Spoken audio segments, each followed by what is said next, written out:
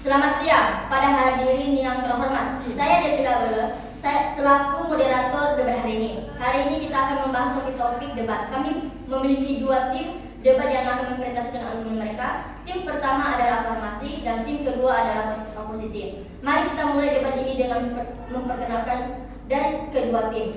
Baik, sekarang giliran tim farmasi. Baiklah, terima kasih kepada moderator. Izinkan saya memperkenalkan anggota tim afirmasi. Saya Suspira sebagai pembicara 1 dan Suci Ramadhani sebagai pembicara 2 dan sebelahnya ada Arin pembicara 3. Terima kasih. Terima kasih. Sekarang giliran tim oposisi untuk memperkenalkan diri. Silakan.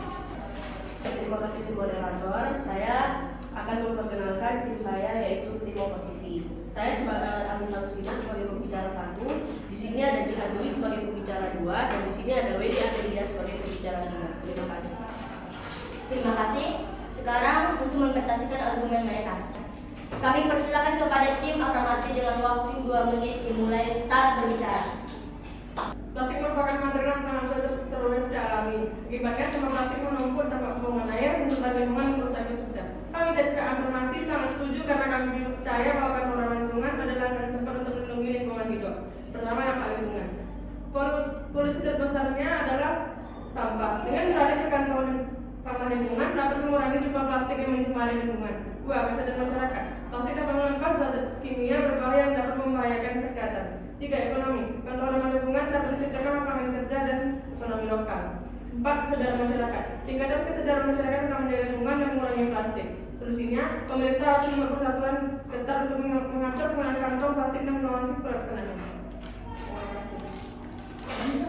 Baik, selanjutnya kami mempersilakan kepada tim oposisi dengan waktu 2 menit dimulai saat berbicara.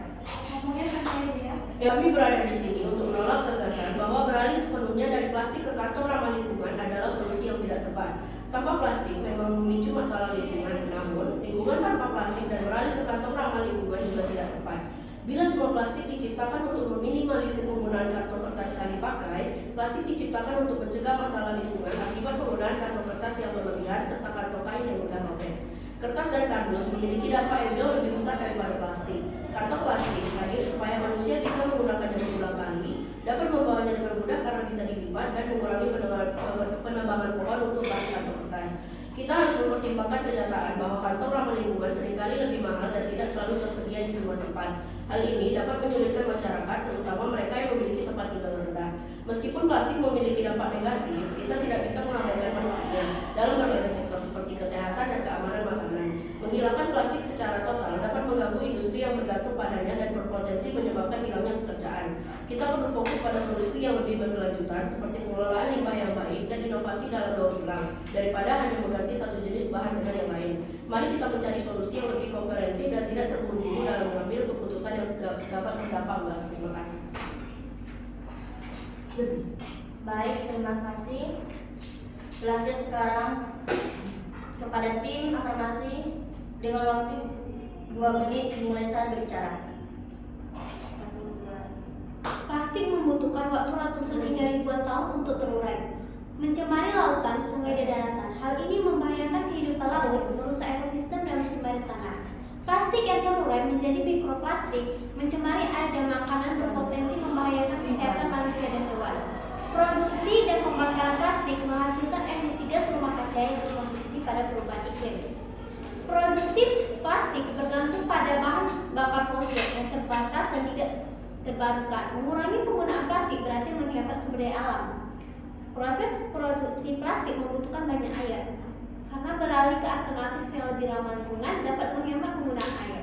Beberapa jenis plastik mengandung bahan kimia berbahaya seperti BPA yang dapat mengganggu kesehatan manusia dan hewan. Hewan seringkali memakan sampah yang mereka kira makanan dan menyebabkan keracunan kematian. Permintaan akan produk ramah lingkungan mendorong inovasi dalam perkembangan bahan alternatif yang lebih berkelanjutan.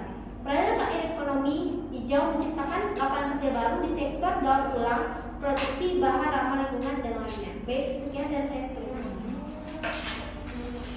Terima kasih kepada tim afirmasi.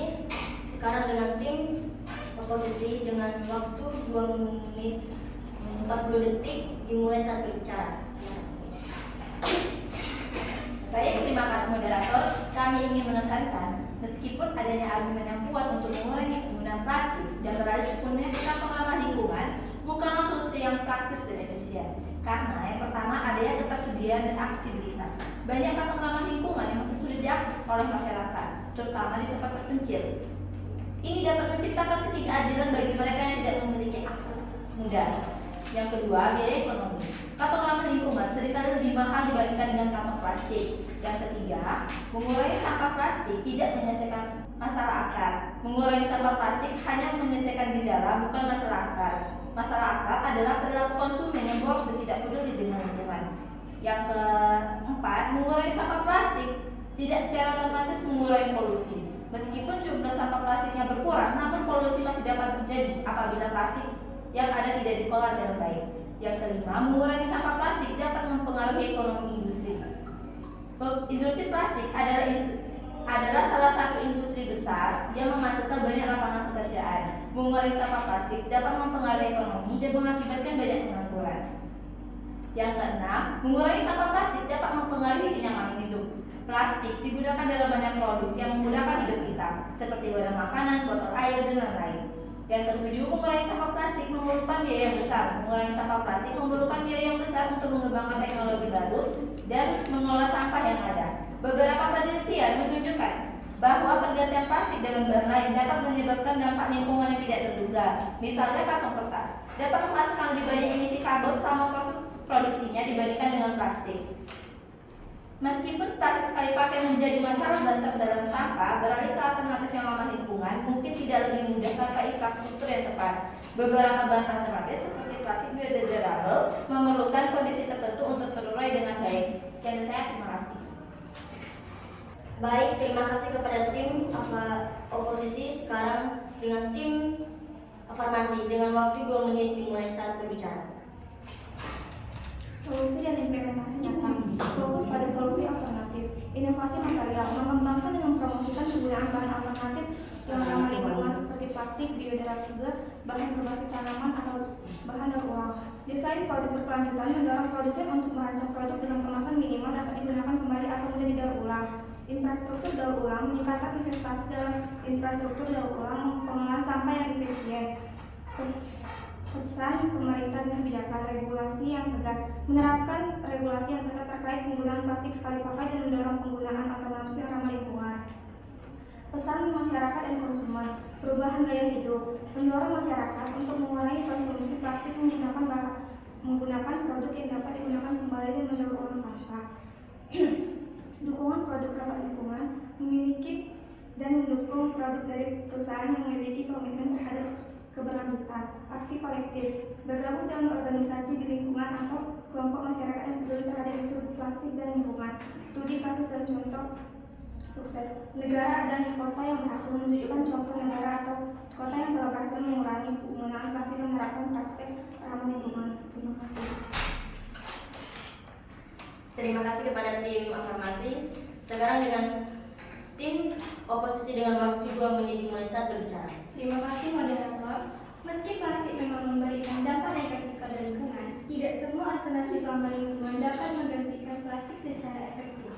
Banyak solusi seperti kantong kertas atau produksi berbahan baku. Misalnya, mungkin tidak dapat menandingi kekuatan daya tahan atau biaya produksi plastik dalam banyak konteks. Perhatian ini juga bisa menyebabkan kesulitan dalam distribusi dan pengolahan barang, terutama di negara-negara berkembang.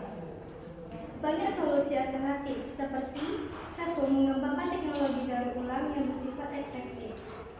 Mengembangkan teknologi daur ulang yang lebih efektif untuk mengurangi jumlah sampah plastik yang dibuang ke lingkungan.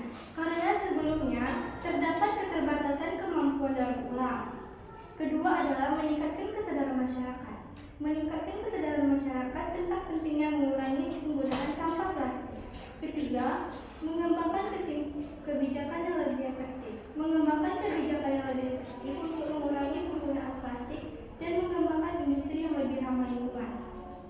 Kesimpulan, kami tim oposisi berpendapat bahwa transaksi ke lingkungan tanpa plastik dan penggunaan kantong ramah lingkungan bukanlah solusi efektif dan efisien untuk mengatasi masalah untuk mengembangkan teknologi daur ulang yang lebih efektif, meningkatkan kesadaran masyarakat, dan mengembangkan kebijakan yang efektif untuk mengurangi penggunaan plastik dan mengembangkan industri yang lebih ramah lingkungan. Dan kami mempertimbangkan semua faktor ini. Kami percaya bahwa pendekatan yang lebih seimbang dan inklusif diperlukan untuk menangani masalah lingkungan tanpa mengorbankan kebutuhan masyarakat. Terima kasih. Terima kasih kepada tim komposisi. Baik, waktu debat telah habis. Saya sebagai moderator mengucapkan terima kasih kepada kedua tim debat yang telah mempresentasikan argumen mereka dengan sangat baik. Sekian dari saya, terima kasih. Selamat siang.